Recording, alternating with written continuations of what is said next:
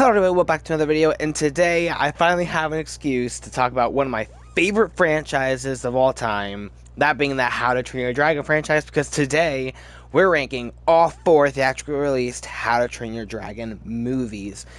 Uh, like, as you could probably tell, movies only, no TV, we're not including any TV shows, we're not including any shorts, just the movies that went to the theaters is what's being included here. And so yeah, I also wanted to say before we get into it, this list was actually like surprisingly hard, because in my personal opinion, I think all of these movies are good, are like on a scale from good to amazing, like that at least to me. So I'll be completely honest with you, the only spot on this list that is like locked in and not moving, that I was 100% confident it's going there, is the number 1 spot, which you might be able to guess what that is.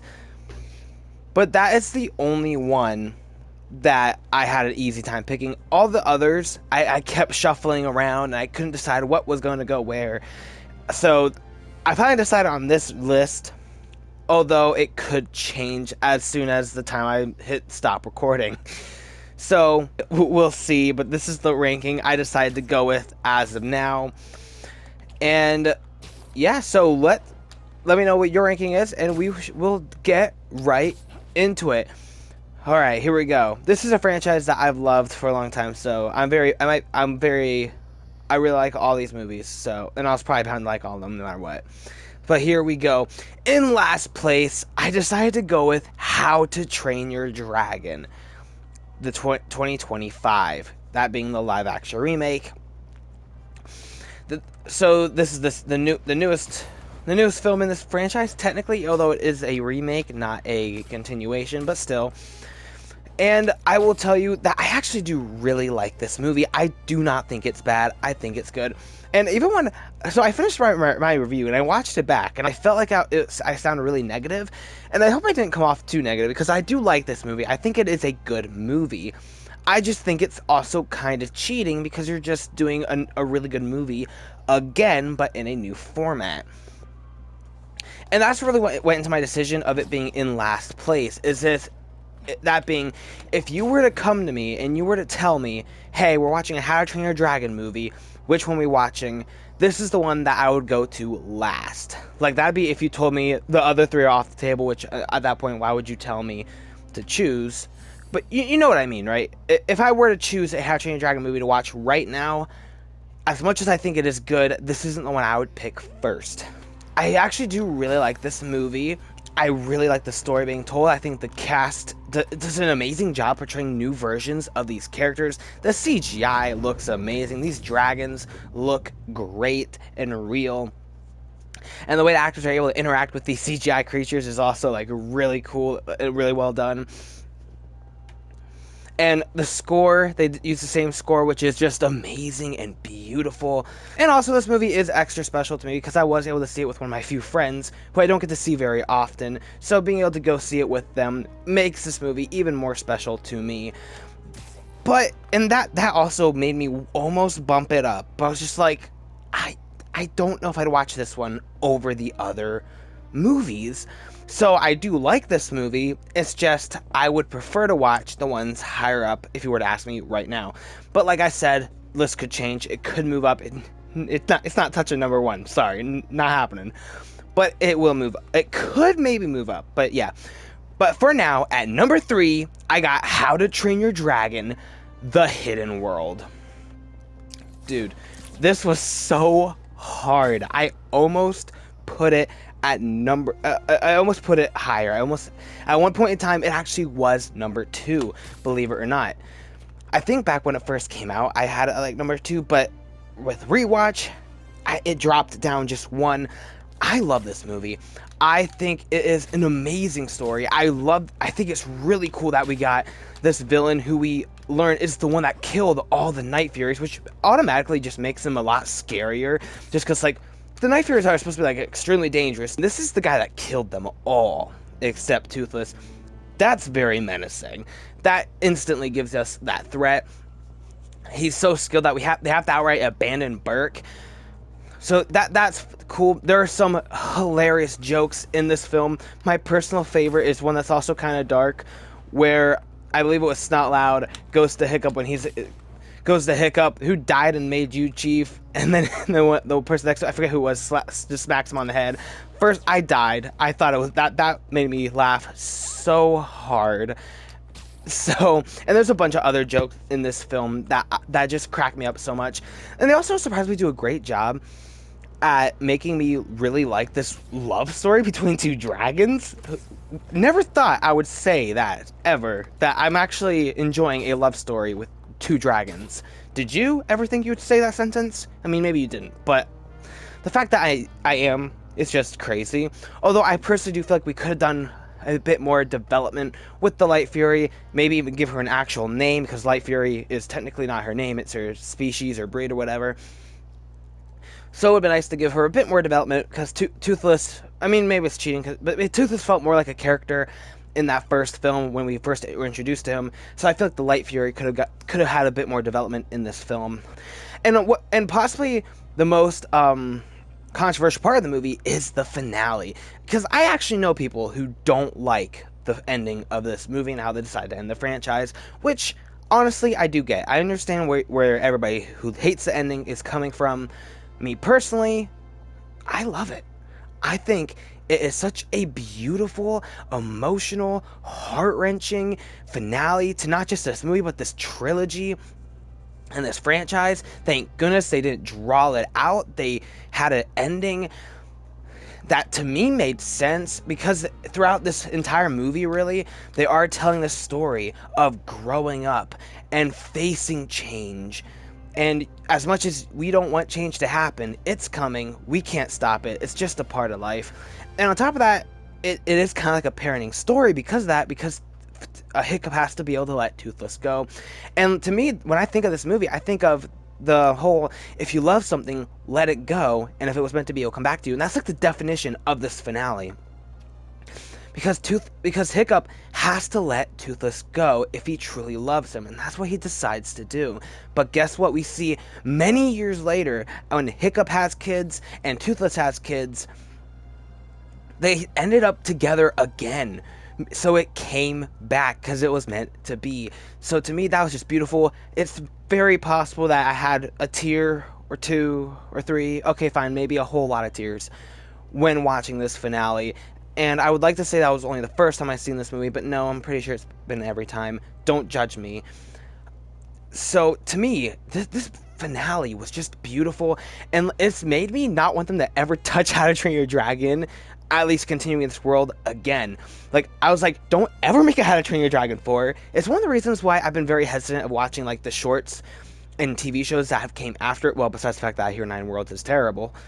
Other than that, the stuff that comes after this film, I'm just like so hesitant on. I was like, I don't know, man. It's just such a beautiful ending. I don't know if I want to go back to it. I kind of just want that to be my lasting memory of the trilogy. And I just think it ended beautifully, emotionally. It really felt like it was like Toy Story 3 with that amazing ending, except we didn't get it ruined with a fourth film. I'm not salty about that. We're talking about How to Train Your Dragon, not Toy Story.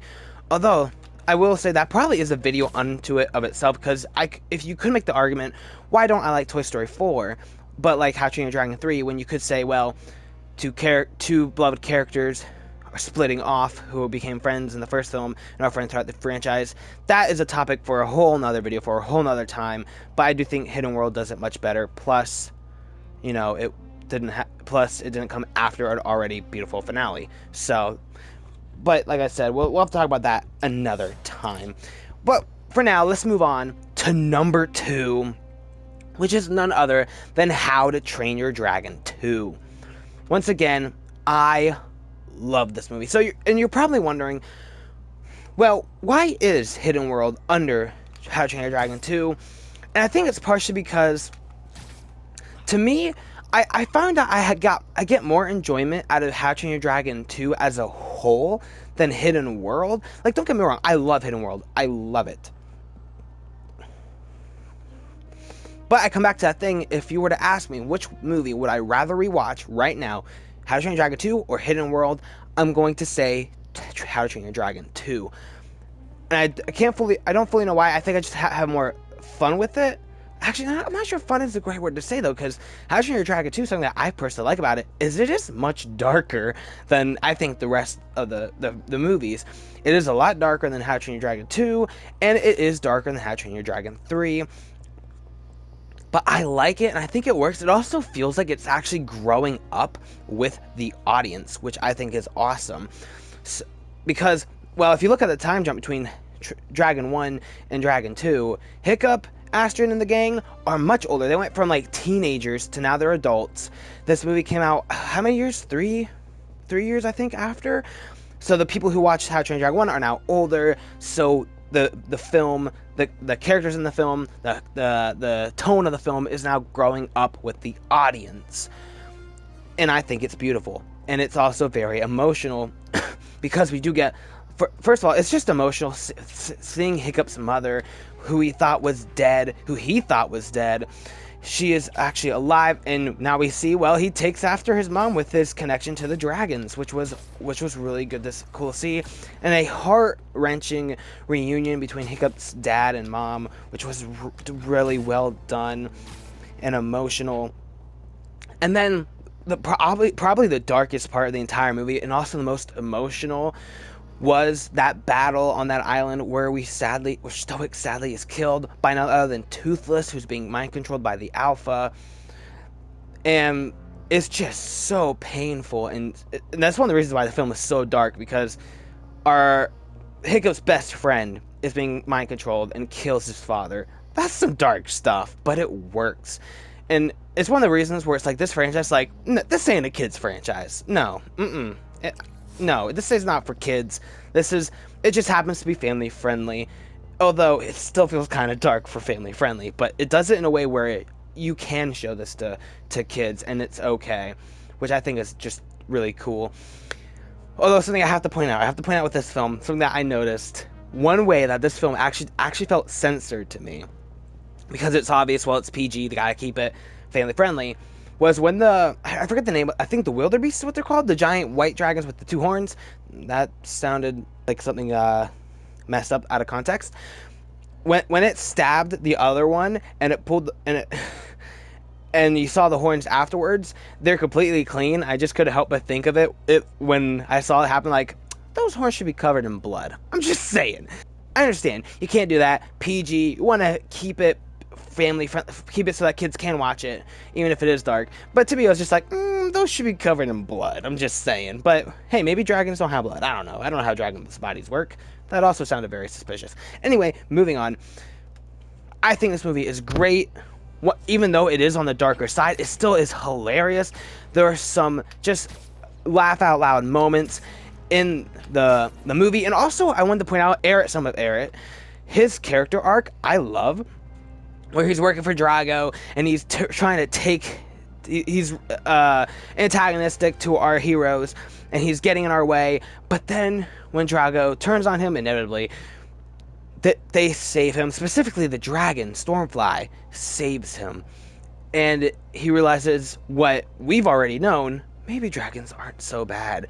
And I love just his character arc, his full face turn, if you will, if you're into wrestling. I really like that character arc.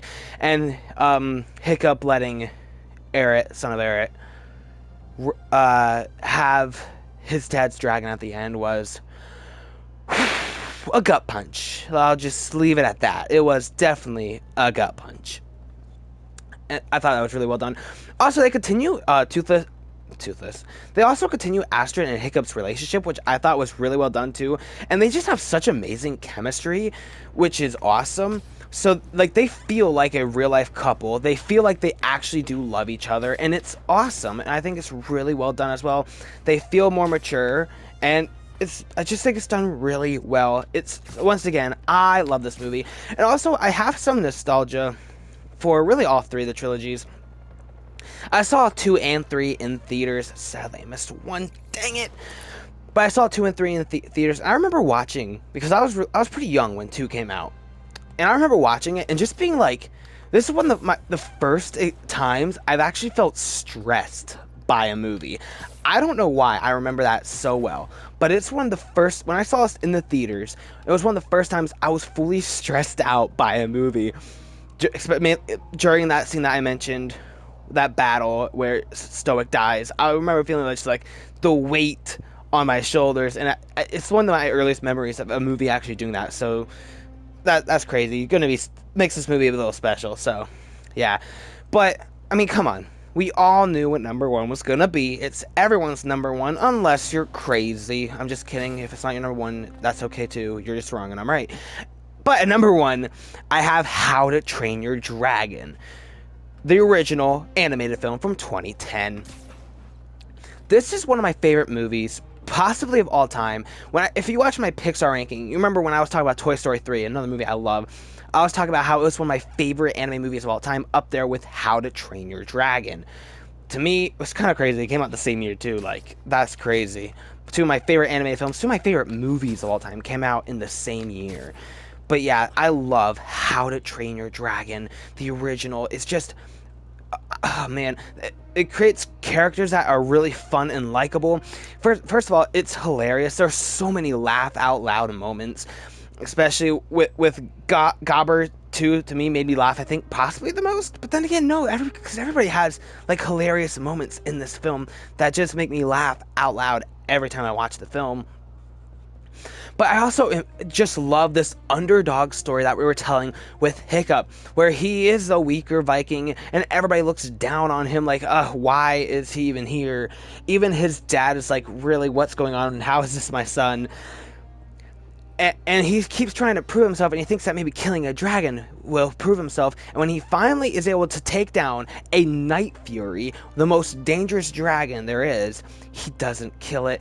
And this entire like section of the film too, where he's learning from Toothless, and it applies what he's learning from Toothless in I forget what they call it, I almost called it War Games. That is something completely different. That's a wrestling thing. Well, it was also a movie. Anyway, that's not what it's called. I forget what it's called.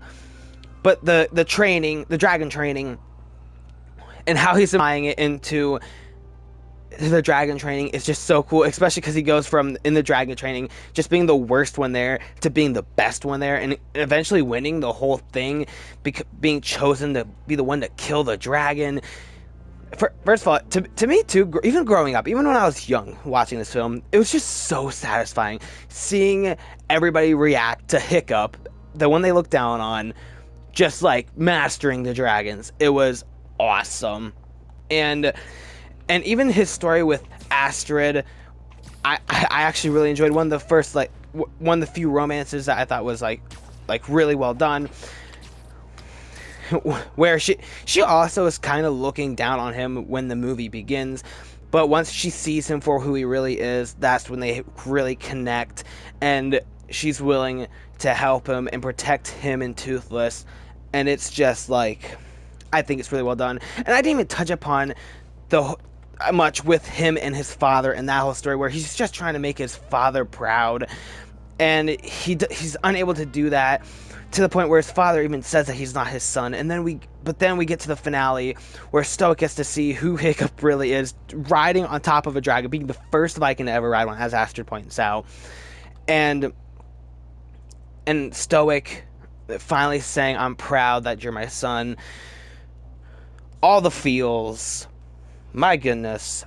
And that entire third act is just so fun, seeing our young Vikings riding on top of these dragons, take out this giant dragon. The climax, the iconic scene with Toothless diving into the fire after Hiccup. The fact that they also, again, this is not a kid's movie, Hiccup full on loses his leg in this battle, which was crazy. And Gobber, one of my favorite jokes, where Stoic is like, thank you for saving my son, and Gobber's just like, well, most of him. Hilarious. So I love this movie so much. It's one of my favorites. Also, the visuals, even though it came out in 2010, still look amazing, and the music is one of my favorite scores there is. It's just like, it's epic, adventurous, emotional, beautiful. It hits you in the feels whenever you hear it. At least it hits me in the feels whenever I hear it, maybe, possibly. And it's just like, I don't know why. I don't even know how to explain it. It's just one of my favorite scores. It's beautiful, and it probably helps that it makes me feel nostalgia too. I grew up watching this one, sadly, like I said, missed it in theaters, but love it. And, like, obviously some of my favorite scenes now too, with like the iconic scenes, like with Hiccup holding his hand out to Toothless. Just nowadays with the nostalgia, it hits me hard in the feels. That scene where Astrid and Hiccup are discussing it right before the third act, where Astrid is like, "What are you gonna do about it?" Hiccup goes, "Probably something stupid."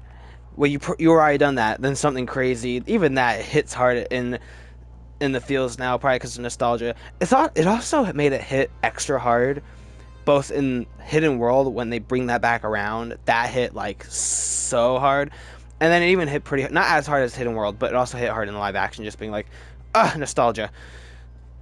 But yeah, so like in case you can't tell, I know it's probably hard for you to tell, but I do love How to Train Your Dragon a little bit.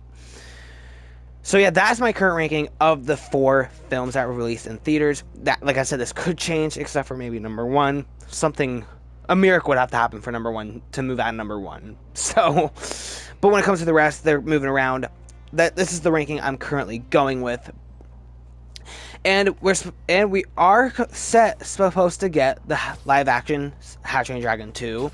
So maybe when that comes out, we'll have to obviously update this list if I don't do a video updating it beforehand, because I don't know how long we have to wait for the sequel. I guess we'll wait and see. But yeah, thank you guys so much for taking time to watch this video, especially because we only have 4 movies to rank, and yet I've been talking forever still. So if you stuck around, wow, you have to subscribe now, right? Because obviously you like me enough to listen to me rant for a very long time about only 4 movies. So you have to subscribe, and you have to hit like. You have no choice. Otherwise, I'll send my Night Fury after you. If you don't, he'll know. Trust me. So, you better do that right now before my Night Fury comes after you. Thank you for watching. Let me know your ranking of the 4 films down below. How do you rank the 4 How to Train Your Dragons?